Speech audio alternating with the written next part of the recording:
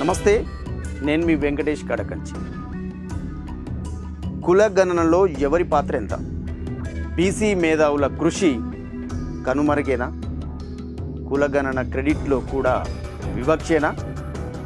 పేరొకరిది ఊరొకరిది అన్న చందంగా మారింది కులగణన సర్వే పరిస్థితి.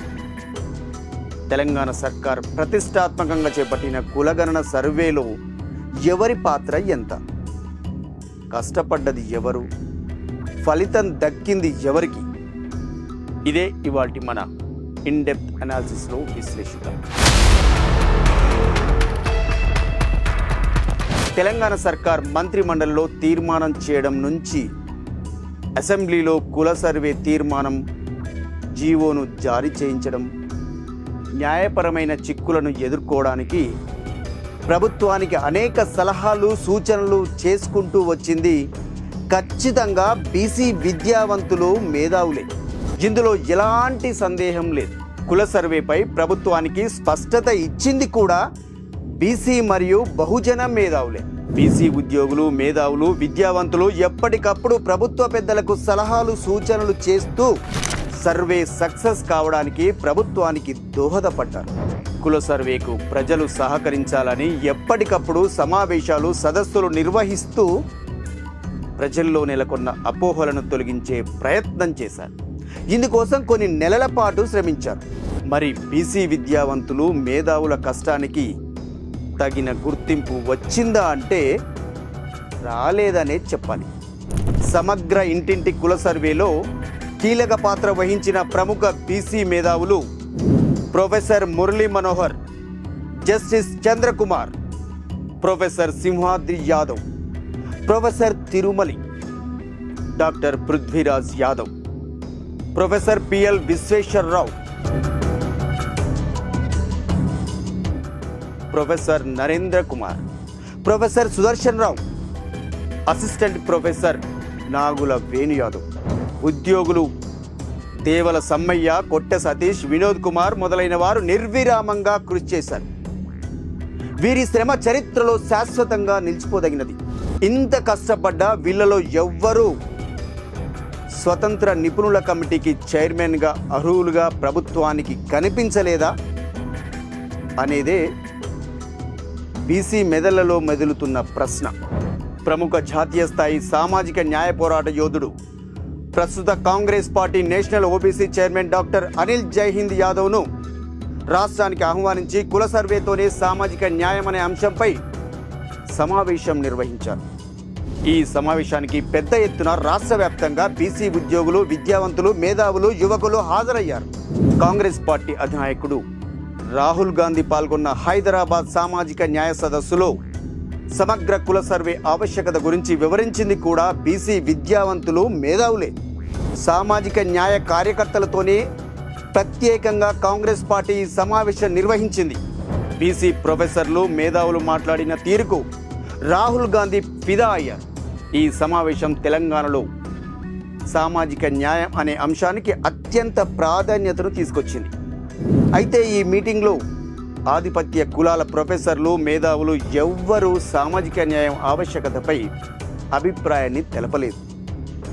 అంతేకాకుండా వారు ఎక్కడా సామాజిక న్యాయం గురించి కానీ, కుల సర్వే గురించి కానీ సదస్సులు, సమావేశాలు నిర్వహించినట్లు కానీ వ్యాసాలు రాసిన పరిస్థితి మనకు ఎక్కడా కనిపించదు. పైగా తెరచాటు నుండి సమగ్ర కుల సర్వేను తప్పుదారి పట్టించే ప్రయత్నం కూడా చేశారని అంటున్నారు. అంతేకాదు, ఒక వర్గం మీడియా కూడా ఇదే పనిచేసింది. స్వతంత్ర నిపుణుల కమిటీ చైర్మన్, కొంతమంది సభ్యులు ఎక్కడా సామాజిక న్యాయం గురించి కానీ, సమగ్ర కుల సర్వే ఆవశ్యకతను గతంలో ఎన్నడూ ప్రస్తావించిన సందర్భం కనిపించదు. బీసీ కమిషన్ నిర్వహించిన సదస్సులో తమ అభిప్రాయాలను తెలియజేసినట్లు కానీ, సమగ్ర కుల సర్వే ప్రశ్నావళిని తయారు చేయడంలో ఎక్కడా మచ్చుకైనా కనిపించలేదు. స్వతంత్ర నిపుణుల కమిటీ చైర్మన్ పాత్ర వివిధ దశలలో శూన్యం అని నిక్కచ్చిగా చెప్పొచ్చు.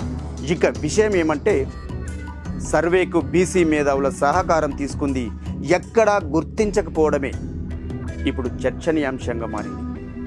సమగ్ర సర్వే ప్రశ్నావళిని తయారు చేయడంలో సంపూర్ణ సహకారాన్ని అందించింది దాదాపుగా బీసీ మేధావులే.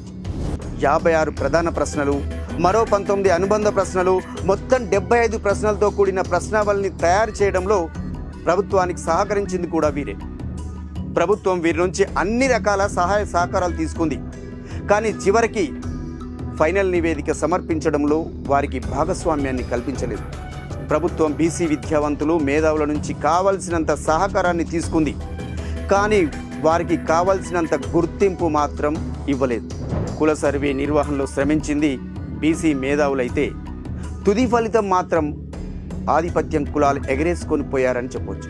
సీఎం తన సొంత కులానికి చెందిన వారిని సర్వే నిర్వహించడానికి ముందు ఏమాత్రం పాత్ర లేని వ్యక్తిని స్వతంత్ర నిపుణుల కమిటీ చైర్మన్గా నియామకం చేసుకొని తుది నివేదికను తనకు సమర్పింపచేసేటట్టుగా చేసుకున్నారు.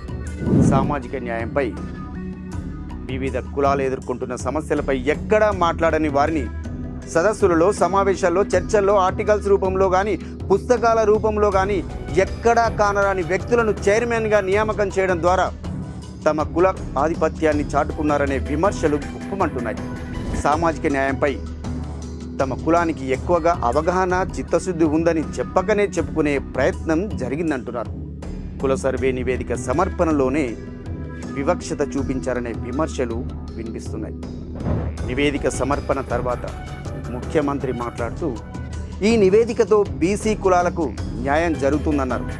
ఈ నివేదిక ఒక బీసీ కులాలకు సంబంధించిన నివేదిక కాదు, ఇది అన్ని కులాలకు సంబంధించిన వేదిక అని ఇక్కడ మనం గమనించాలి. ఢిల్లీలో జరిగిన సదస్సులో రాహుల్ గాంధీ సమక్షంలో మాట్లాడి సామాజిక న్యాయం ఆవశ్యకతను స్పష్టంగా వినిపించి రాహుల్ గాంధీని మెప్పించిన ఘనత కూడా బీసీ సామాజిక వర్గానికి చెందిన ప్రొఫెసర్ కంచ ఐలయ్యకే సాధ్యమైంది. I really congratulate for this revolutionary movement in the Congress history. And I found Rahul Gandhi is the only leader who can liberate us from this oppressive, destructive caste system. Today he started steps. నిపుణుల committee చైర్మన్కు Rahul Gandhi ముందు మాట్లాడి మెప్పించేంత శక్తి లేదని రాష్ట్ర ప్రభుత్వ పెద్దలు ముందుగానే గమనించారని కూడా స్పష్టంగా అర్థమవుతుంది.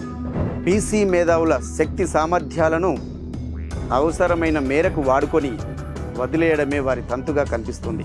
ప్రభుత్వం సేకరించిన సమగ్ర ఇంటింటి కుల సర్వేకు సంబంధించిన కూర్పును తయారు చేసి చివరి నివేదికను ప్రభుత్వానికి సమర్పించడంలో సామాజిక న్యాయం గురించి, కుల సర్వే ప్రాముఖ్యత గురించి గతంలో ఏమాత్రం పోరాటాలు చేయని, అనుభవం లేని వ్యక్తి చివరి నివేదికను ప్రభుత్వానికి సమర్పించడం హాస్యాస్పదమని బీసీ మేధావులు విమర్శిస్తున్నారు.